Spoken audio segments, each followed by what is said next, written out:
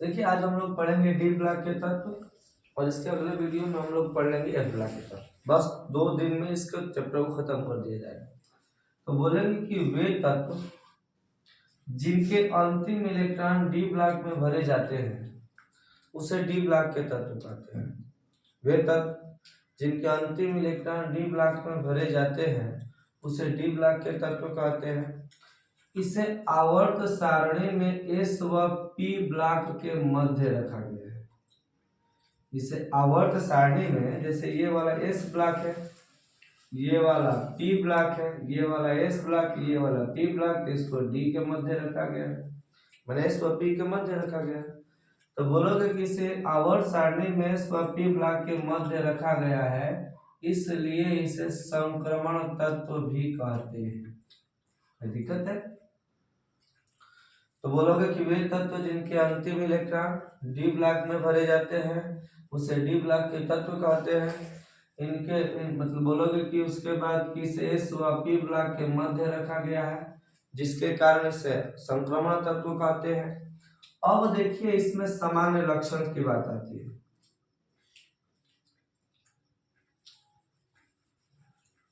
कैसे लिखना है? तो सामान्य लक्षण में सबसे पहले हम लोग लिखेंगे इलेक्ट्रॉनिक विन्यास।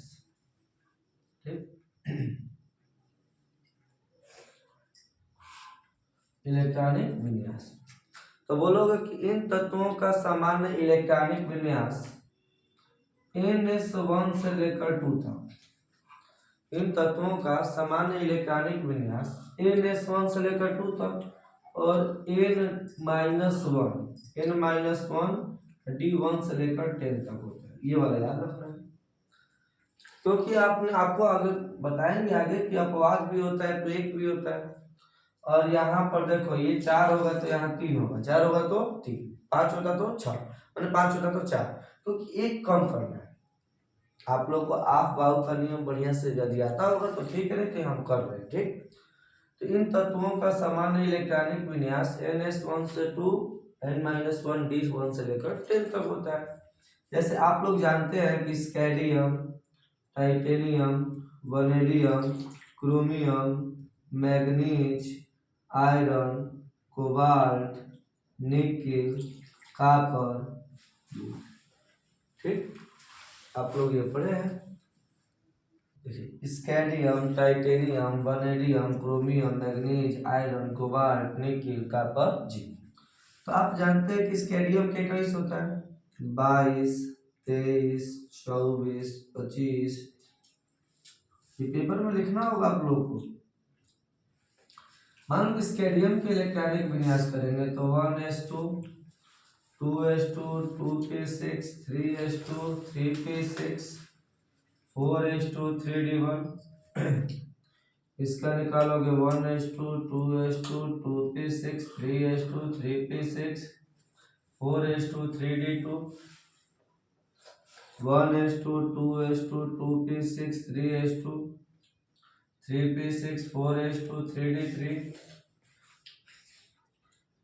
1s2, 2s2, 2p6, 3s2। ये अपवाद होता है, याद रखना है। ठीक है, क्रोमियम जो होता है ये आपका एक्सेप्शन होता है, माने अपवाद होता है। और ज्यादातर लोग यही आपसे क्वेश्चन भी करते हैं, जो अपवाद होता है उसी को ज्यादा पूछा जाता है। इसका हो जाएगा 1s2, 2s2, 2p6, 3s2, 3p6, 4s2, 3d5, 1s2, 2s2, 2p6, 3s2, 3p6, 4s2, 3d6। ऐसे ही होगा ना। इसका भी निकालोगे तो यहाँ से 4s2, 3d7 हो गया। इसका भी निकालोगे तो 4s2, 3d8 हो गया। इसका निकालोगे तो ये 4s1 हो जाता है और यहाँ 3d10 होता है। जैसे ये अपवाद है वैसे ये भी आपका कॉपर भी अपवाद ही होता है। ये दो को जाता है। कॉपर भी क्या होता है जी? अपवाद होता है। क्रोमियम और कॉपर, क्रोमियम और कॉपर देखो सब क्या 2 2 2 है, लेकिन इसमें 4s1 4s1। यहाँ से निकालोगे 1s2, 2s2, 2p6, 3s2, 3p6, 4s2, 3d10। Counting कर सकते हैं आप लोग। दो दो चार छः दस दो बारह छः अठारह दो बीस इक्कीस, दो दो चार छः दस दो बारह छः अठारह दो बीस दो बाईस, इसका करो दो दो चार छः दस दो बारह छः अठारह एक उन्नीस पाँच 24। समझ में आ रहा है? ये वाला आपको लिखना इम्पोर्टेंट है क्योंकि यह पेपर में आता है।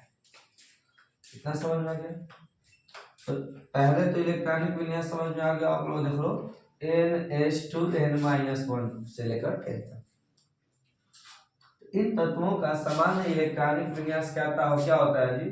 n(s)(1) से लेकर 2 तक, n-1(d)(1) से लेकर 10 तक। आप लोग देख रहे हैं दूसरा लक्षण यहीं से हम लोग निकालेंगे। ठीक, दूसरा लक्षण यहीं से हम लोग को प्रूफ करना। तो कैसे करेंगे? आपको याद होगा कि यदि 1 2 रहेगा 3 रहेगा तो लगभग धातु माना जाता है। जिसका अंतिम कोष में 1 2 3 रहेगा तो धातु। तो यहाँ देख रहे हैं कि अंतिम कोष में ओनली 2 नहीं तो 1, यही ना होगा। अरे बाहरी कक्षा में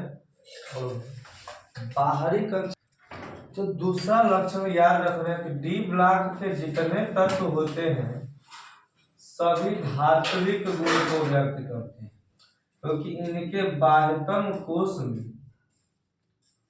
देखोगे कि डी ब्लॉक के तत्वों के बाह्यतम कोश में 1 या 2 इलेक्ट्रॉन ही होता है। 1 या 2 इलेक्ट्रॉन होता है बाह्यतम कोश में।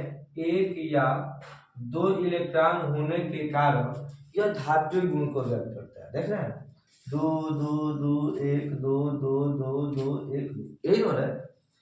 उसके बाद तीसरा एक बात याद रखना है कि ये जो यौगिक होते हैं रंगीन आयन का निर्माण करते हैं। मतलब डी ब्लॉक के तत्व रंगीन यौगिकों का निर्माण करते हैं। डी ब्लॉक के तत्व, डी ब्लॉक के प्रायः सभी तत्व रंगीन यौगिक का निर्माण करते हैं वनले जिंक, कैडमियम तथा पारा को छोड़कर। ये अपवाद है। डी ब्लॉक के तत्व रंगीन यौगिक का निर्माण करते हैं वनली जिंक, कैडमियम तथा पारा को छोड़कर। ना तो समझ में आ रहा है ना? उसके बाद बताइए कब रंगीन हो गए, पेपर में आता है तो याद रखिएगा यदि अयुग्मित इलेक्ट्रॉन होंगे तो वो रंगीन यौगिक का निर्माण करेगा।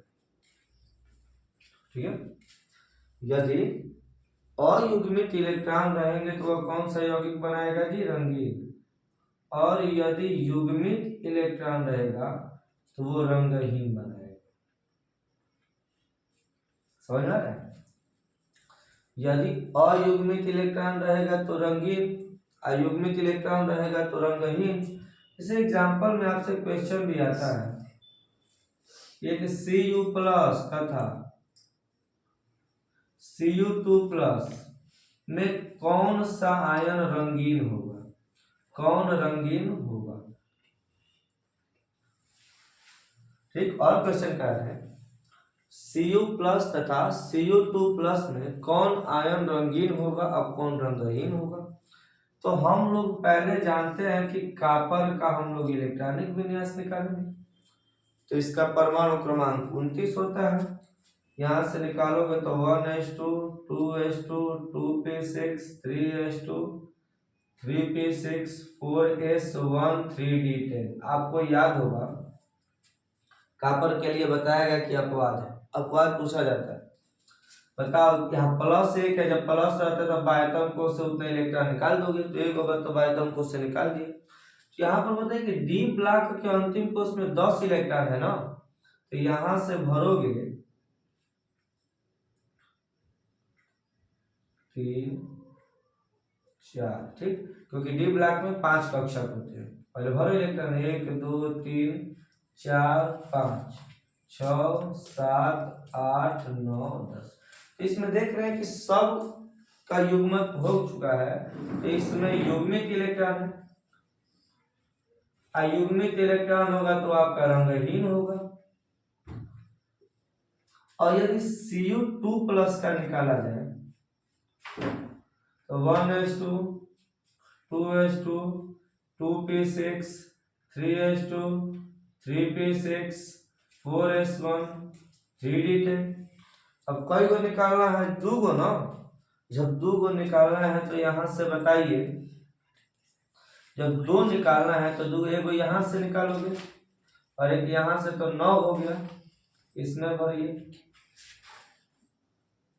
1 2 3 4, 1 2 3 4 5 6 7 8 9। तो आप देख रहे हैं कि इसमें अयुग्मित इलेक्ट्रॉन बचा है, तो इसमें कौन सा इलेक्ट्रॉन होगा जी? जब कोई अयुग्मित इलेक्ट्रॉन है कि नहीं, जब अयुग्मित इलेक्ट्रॉन है तो ये आपका रंगीन होगा। तो याद रखना है कि Cu2+ रंगीन है और Cu+ रंगहीन है। इतना तो समझ आ रहा हो आप लोग को।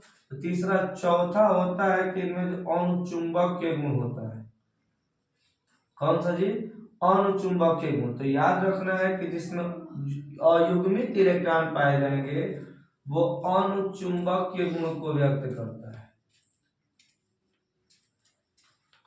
जिसमें अयुग्मित इलेक्ट्रॉन पाए जाते हैं वो अनुचुंबकीय गुण को व्यक्त करता है, और जिसमें युग्मित इलेक्ट्रॉन पाए जाते हैं वो आपका प्रतिचुंबकीय गुण को व्यक्त करता है। इतना तो डायरेक्ट समझ में आ गया होगा आप लोगों को। अयुग्मित इलेक्ट्रॉन जो जिसमें अयुग्मित इलेक्ट्रॉन होगा वो रंगीन होगा, अनुचुंबकीय गुण होता है। जिसमें युग्मित इलेक्ट्रॉन होता है रंगीन होता है, प्रतिचुंबकीय होता है। अब डी ब्लॉक के जितने सभी तत्व होते हैं ये उत्प्रेरकीय गुण को व्यक्त करते हैं। किसके गुण को जी? उत्प्रेरकीय गुण को व्यक्त करते हैं। ये 4 हो गया, 5वां तो ये 6वां होगा, ये परिवर्ती ऑक्सीकरण संख्या को भी व्यक्त करते हैं। परिवर्ती ऑक्सीकरण संख्या की होता क्या है? मतलब जब किसी तत्व की ऑक्सीकरण संख्याएं अलग अलग होती है, या जो तत्व अलग अलग ऑक्सीकरण संख्याओं को व्यक्त करते हैं उसे परिवर्ती ऑक्सीकरण संख्या। जैसे हम कॉपर की बात करें तो कॉपर की 2 ऑक्सीकरण संख्या, एगो +1 होता है, एगो +2 भी होता है। कॉपर की 2 ऑक्सीकरण संख्या को प्लस है तो कॉपर 1 की ऑक्सीकरण संख्या को व्यक्त करता है, 2 को व्यक्त करता है। तो याद रखिएगा कि जब कम रहेगा, क्या रहेगा जी? कम, ठीक, कम रहेगा तो इसके लिए हम अस जोड़ते हैं। क्या जोड़ते हैं बाबू? अस। कम रहेगा तो अस जोड़ोगे और अधिक रहेगा तो इक जोड़ा जाता है। जैसे आपने पढ़ा होगा कि CuCl भी बनाता है और CuCl2 भी बनाता है। यहाँ एक है तो इसको हम क्यूप्रस क्लोराइड पढ़ते हैं। क्या पढ़ते हैं जी? क्यूप्रस क्लोराइड, क्योंकि अस जोड़ना है। इसी में जब 2 अधिक वाला आ गया ना तो इसको हम लोग लिखते हैं क्यूप्रिक क्लोराइड। इतना तो समझ में आ रहा होगा आप लोगों को। जैसे आयरन की संयोजकता बताई गई आप लोग की, तो आयरन का +2 भी होता है, +3 भी होता है। ये रहेगा तो कम वाला रहेगा तो अस, ढेर वाला रहेगा ही। आपने पढ़ा होगा कि FeCl2 बनाता है और FeCl3 भी होता है। तो इसको फेरस क्लोराइड पढ़ते होंगे और इसको आप लोग फेरिक क्लोराइड पढ़ते होंगे। इतना तो आप लोग को कंफर्म समझ में आ गया होगा। ये 5 नंबर का टॉपिक आता है पेपर में, ये इसमें कोई प्रॉब्लम तो होगी नहीं।